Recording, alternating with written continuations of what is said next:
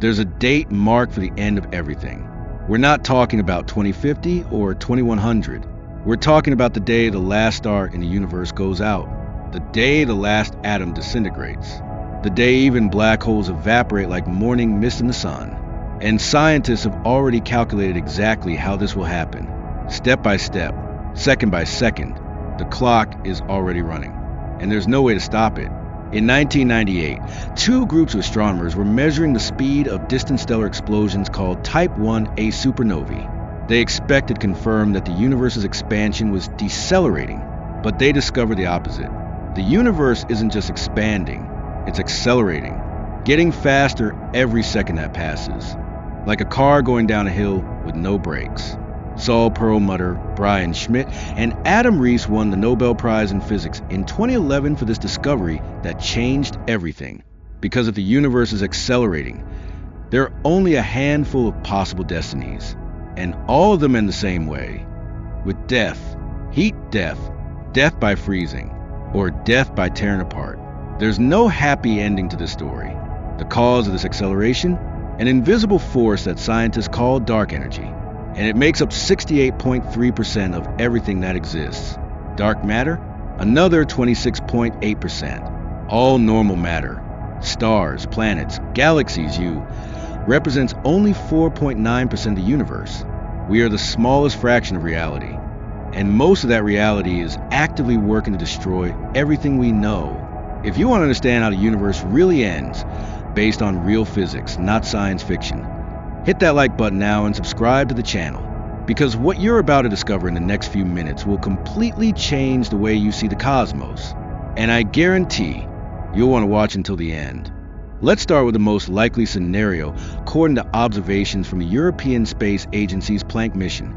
Data collected between 2013 and 2018 point to a destiny called the Big Freeze, heat death, and here's how it works. 100 billion years from now, most galaxies will have disappeared from the night sky, not because they were destroyed, but because accelerated expansion pushed them beyond the observable horizon. Their light will never reach us again.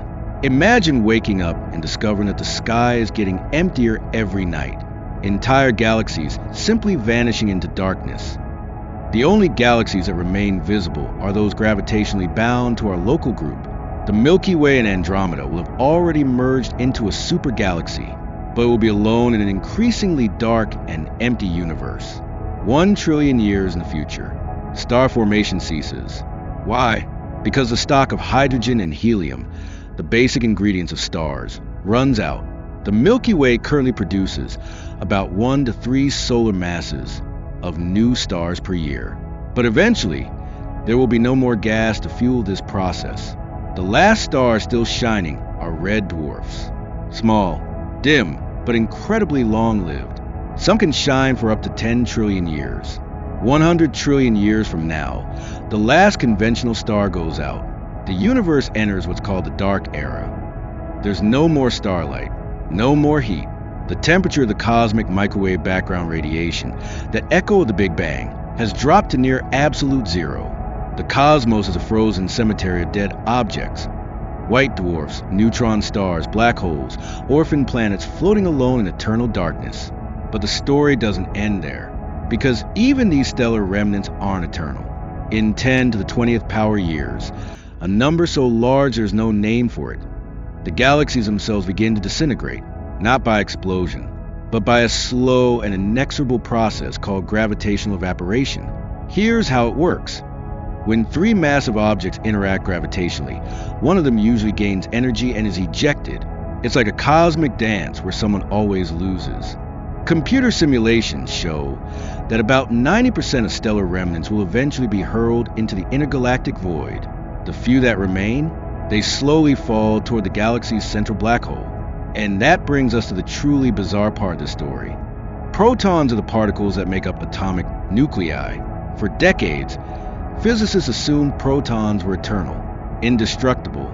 But modern particle physics theories, especially the so-called grand unification theories, suggest something different. Protons can decay. They can simply disappear. In Japan, there's an experiment called super cameo candy. an underground tank containing 50,000 tons of ultra-pure water, surrounded by thousands of sensitive detectors. The goal? To capture a single proton in the act of decaying. They've observed trillions of protons for decades. Until 2020, they established a limit. If protons decay, the half-life is greater than 1.6 times 10 to the 34th power years. That's an incomprehensible number. But let's put it in perspective. The current universe is 13.8 billion years old. This limit is a trillion times larger. But let's assume protons really do decay. Let's say the half-life is 10 to the 34th power years. What happens? In 10 to the 40th power years, all baryonic matter in the universe begins to disappear. White dwarfs, those dense stellar corpses made mainly of carbon and oxygen, contain about 10 to the 57th power protons each. When these protons decay, they transform into positrons, electrons, neutrinos, and photons. The white dwarf literally evaporates, not in a dramatic explosion, but in a ghostly, slow glow, releasing about 938 mega electron volts of energy per lost proton. Planets, asteroids, even dust particles floating in intergalactic space. Everything disintegrates atom by atom. The very structure of matter dissolves like salt in water, and that leaves only one thing: black holes. In 1974, a young British physicist named Stephen Hawking published a paper that shocked the scientific community. The title was simple: Black Hole Explosions? Until that moment, black holes were considered final destinations, gravitational prisons from which nothing could escape. But Hawking mathematically demonstrated that quantum effects at the event horizon, the black hole's boundary, cause particles to be emitted, Hawking radiation. And this radiation slowly steals mass from the black hole.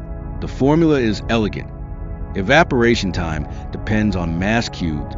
A black hole with the sun's mass would take 10 to the 67th power years to evaporate completely. Supermassive black holes, like Sagittarius A star, the 4 million solar mass monster at the center of the Milky Way, would take 10 to the 87th power years. But here's the detail few people know. When a black hole evaporates, it heats up. Hawking temperature is inversely proportional to mass. The smaller the black hole, the hotter it gets. In the final stages, the last seconds of existence, the black hole reaches temperatures of billions of Kelvin, and then it explodes. It's not an explosion like a supernova. It's a massive discharge of gamma rays and elementary particles. A final flash of energy in a universe that long ago forgot what light is. Freeman Dyson, theoretical physicist at Princeton's Institute for Advanced Study, spent decades studying the universe's long-term fate. In 1979, he published a seminal paper called Time Without End: Physics and Biology in an Open Universe. In it, Dyson meticulously calculated what happens on unimaginable timescales. One of his most disturbing conclusions: after the last black hole evaporates, in approximately 10 to the 100th power years, the universe becomes a sea of dispersed particles, photons with wavelengths the size of galaxies, electrons and positrons separated by distances larger than the current observable universe. And the temperature? Approximately 10 to the negative 30th power Kelvin. So close to absolute zero, it makes no practical difference. Maximum entropy, that's the technical term. It means there's no more usable energy. There can be no life. There can be no thought. There can be no change. The universe reaches a state of perfect thermal equilibrium and remains that way forever. But Dyson went even further. He calculated something called Poincare recurrence time. It's the theoretical time for random quantum fluctuations to spontaneously recreate a specific state. Say, the current state of the universe. The number? 10 to the 10 to the 76 power years. It's a 10 followed by 10 to the 76 power zeros. There isn't even a term to express that magnitude. But wait, all this assumes dark energy behaves like a cosmological constant, that it stays the same forever. What if that's not the case? In 2003, Robert Caldwell and his team published a paper with an apocalyptic title, Phantom Energy and Cosmic Doomsday. They explored what would happen if dark energy weren't constant, but rather a field that strengthens over time. There's a critical parameter called W, the ratio between pressure and density of dark energy. For a true cosmological constant, W equals -1. Measurements from the Planck mission in 2018 gave W equal to -1.028, with a margin of error of plus or minus 0.032, consistent with -1. But what if W is less than -1? What if it's -1.5? This leads to a scenario called the Big Rip, the Great Tear, and it's absolutely terrifying. Here's the chronology if W equals -1.5. 20 billion years from now, space's expansion becomes so violent that superclusters of galaxies begin to tear apart. Galaxies that have been together for 13 billion years are forcibly separated.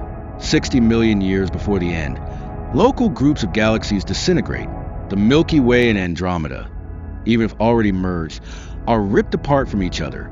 3 months before the end, stellar systems explode. The sun and planets are separated. Jupiter is hurled into interstellar space. Earth goes another way, alone in the darkness. 30 minutes before the end, the stars themselves are torn apart. Gravity can no longer hold plasma together against space's expansion. Stars explode, not in supernovae, but simply being stretched until they dissolve. In the final seconds, atoms disintegrate.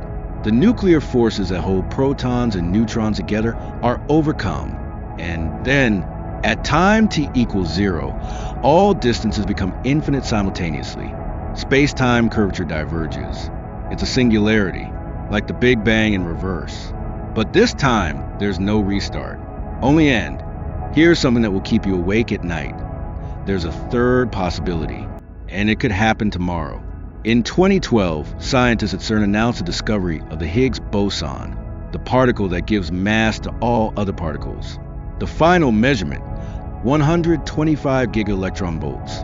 It seemed like a victory, a confirmation of the standard model of particle physics. But when theoretical physicists put that number into their equations, along with the top quark mass, measured at 173 gigaelectron volts, they discovered something disturbing. With these exact values, the universe is dangerously close to the boundary between stability and instability. Imagine the universe as a ball in a valley between mountains. Our ball, the current quantum vacuum, is in a valley, but it might not be the deepest valley. There might be another valley, lower on the other side of the mountain. If that's true, our vacuum is metastable, like supercooled water that hasn't frozen yet, but could crystallize instantly with the slightest disturbance. A 2019 study by Deluzio and collaborators calculated the probability of vacuum decay. The number is reassuring. Our vacuum's lifetime is probably greater than 10 to the 600th power years. Probably, but there's a fundamental uncertainty in this calculation, because it depends on physics we don't yet fully understand. If decay happens, here's how it works. A random quantum fluctuation creates a tiny bubble of true vacuum. It could be the size of a proton. It could happen anywhere in the universe. And then that bubble expands. At the speed of light, nothing can stop it. Nothing can escape it. Inside the bubble, the laws of physics are different. The fundamental constants have other values. Atoms cannot exist in their current form. Stars cannot shine. Chemistry as we know it is impossible. And the bubble wall is coming toward you at 300,000 kilometers per second. You'll never see it coming, because it travels at the speed of light. There's no warning, no time to realize. One moment you exist, the next you don't. So what's the final verdict? How does the universe really end? Based on all available observations in 2024, data from the Planck mission, the Hubble telescope, Type 1a supernovae, gravitational lensing, baryon acoustic oscillations, the scientific consensus points to the Big Freeze. Heat, death, eternal expansion followed by asymptotic cooling, the most likely chronology. 10 to the 14th power years, last star goes out. 10 to the 40th power years, protons decay, if GUD theories are correct. 10 to the 100th power years, last black hole evaporates. Beyond that, eternal silence. But here's what keeps cosmologists awake. We're assuming our current physics is correct, that Einstein's equations work at all scales, that the standard model of particles is complete, that we understand the nature of dark energy. What if we're wrong? What if there's completely new physics operating on timescales of 10 to the 50th power years? Physics we can't even imagine because we've never observed it? Lisa Randall, theoretical physicist at Harvard, proposed the existence of a complete dark sector, dark matter particles that interact with each other through forces we don't know at all. There would be dark chemistry, possibly even complex structures made of dark matter, an invisible parallel universe coexisting with ours in the same space. David Spergel, Princeton astrophysicist and former president of the International Astronomical Union's Cosmology Commission, argues we need to remain open to radical possibilities. For a century, we've assumed dark matter would be some variation of particles we know. What if it's something completely outside the standard model? Something requiring entirely new physics? And there's another mystery, one that scientists recently discovered in cosmic microwave background radiation measurements. A subtle anomaly in the data, a pattern that shouldn't be there according to theory. Regions of the universe where there seems to be much more dark matter than expected, and other regions with much less, as if dark matter were moving, flowing, concentrating in certain places. Some theorists are proposing something radical. What if dark matter isn't just a passive background, but something active, something that's doing things? Massive dark matter structures forming, evolving, perhaps even organizing?